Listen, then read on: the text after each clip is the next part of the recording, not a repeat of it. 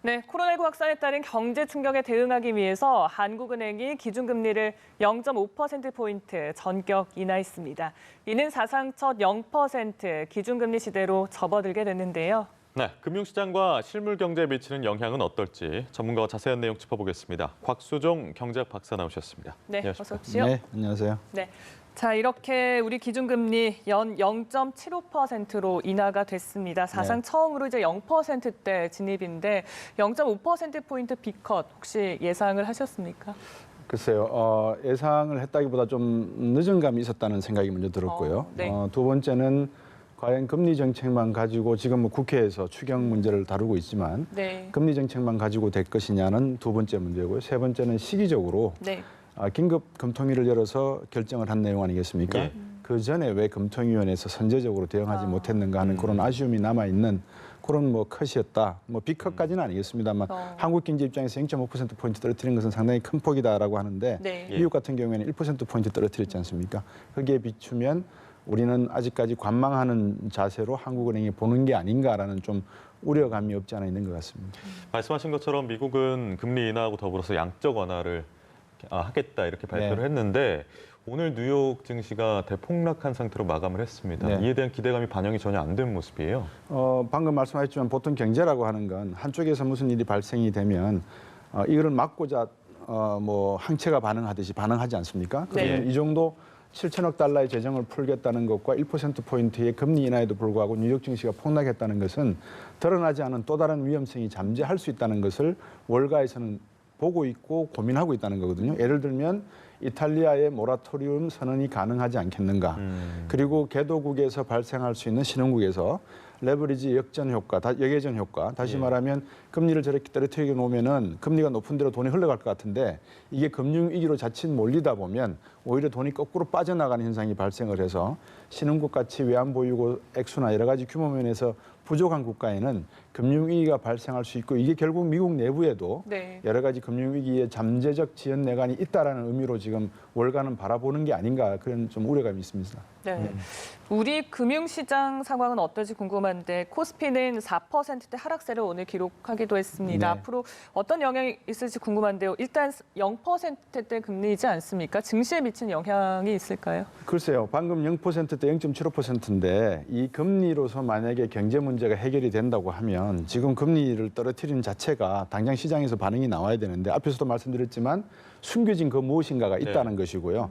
그거를 과연 우리 정부가 G20 정상회담이라든지 G20 재무장관 회담 아니면은 중앙은행 총재 회담을 통해서 가지고 있던 여러 가지 정보들을 어느 정도 가진 상태에서 지금 내놓고 있는 상황인지에 대한 정확한 분석이 이루어지지 않고 모든 언론과 방송에서 천편일률적인 내용만 가지고 표면적인 것만 다루고 있기 때문에 그 속을 지금 들여다볼 수 없는 상황.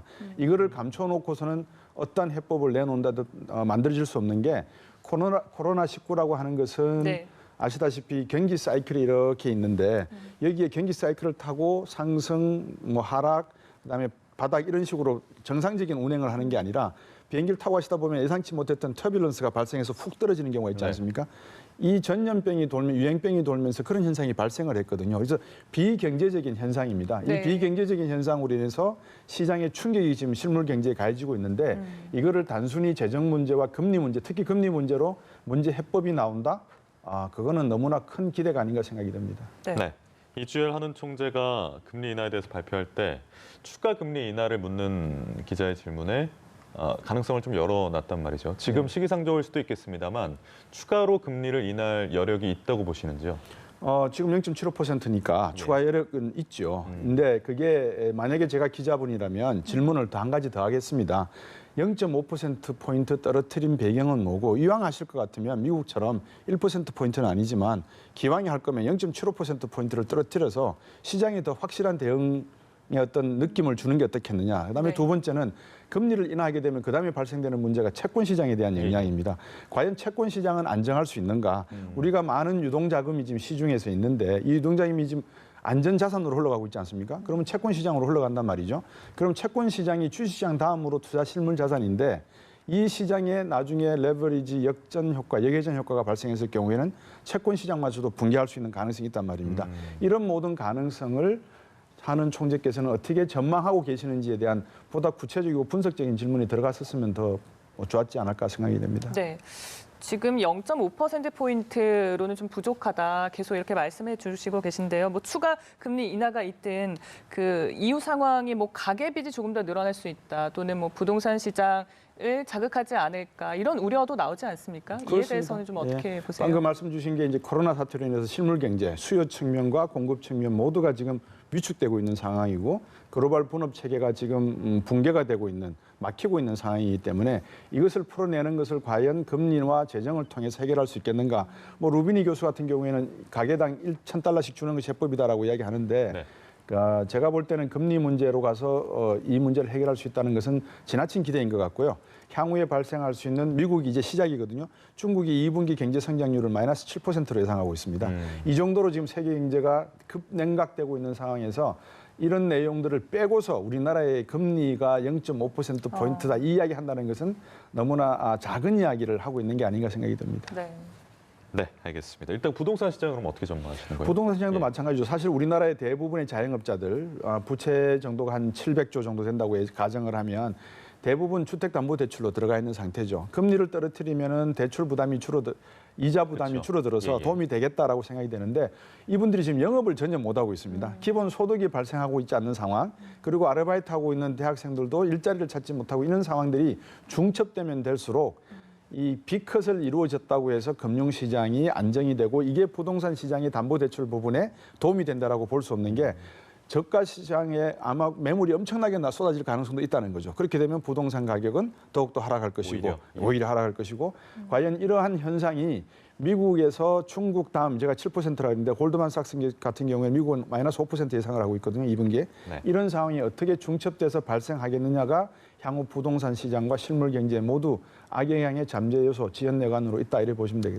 되겠습니다. 네, 한국은행이 추가적으로 꺼낼 수 있는 카드가 이제 금리 추가 인하 아까 말씀드렸던 네.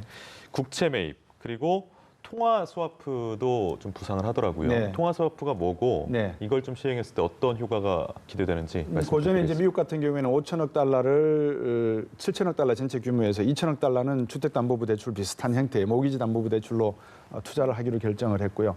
우리나라 같은 경우에 방금 말씀 주신 통화 스와프 같은 내용은 네. 통화 스왑은 이런 겁니다. 지금 우리나라 환율이 1,240원 대 1달러인데 이게 1,500원, 1,400원 갈 수가 있다. 네. 그러면 지금 현재 우리가 달러를 빌려오는 겁니다. 1,240원을 주고. 그리고 나중에 마침 이게 1,500원까지 가지 않았다. 오히려 거꾸로 떨어졌다. 그러면 그 돈을 갚으면 되는 거죠.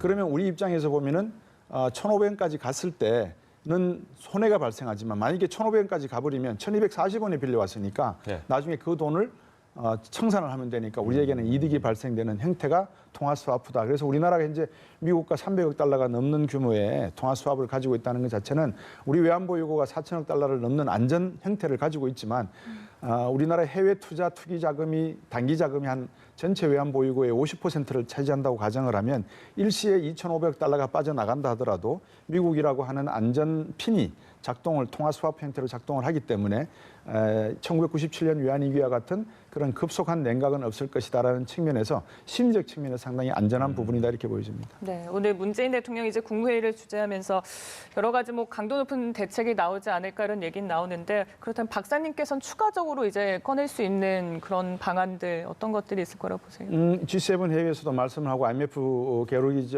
총재도 말씀을 하셨지만 재정 정책이 유일한 지금 남아 있는 하나의 방법이 아닌가. 우리나라가 GDP 대비 40% 정도의 부채 비율을 가지고 있기 때문에 60%까지는 안전선이거든요. 그래서 20% 정도까지는 더 여유가 있기 때문에 재정적인 지출을 좀 더 확대할 계획을 가지는 게 맞는 것 같고 두 번째는 이 사태가 단순히 한국에 국한된 사태가 아니고 네. 이미 글로벌 분업 체계상에서 발생을 했기 때문에 이탈리아와 미국의 그다음에 영국의 이 코로나의 진행 상황 그리고 경제의 어떤 침체 상황을 재빨리 우리가 정보를 취득을 해서 여기에 대한 대응을 마련하는 것이 특단의 조치를 만드는 가장 필수 조건이 아닌가 보여집니다. 네, 알겠습니다. 오늘 말씀은 여기에서 마무리하겠습니다. 곽수종 경제학 박사 모시고 얘기 나눠봤습니다. 네, 오늘 고맙습니다. 네, 고맙습니다.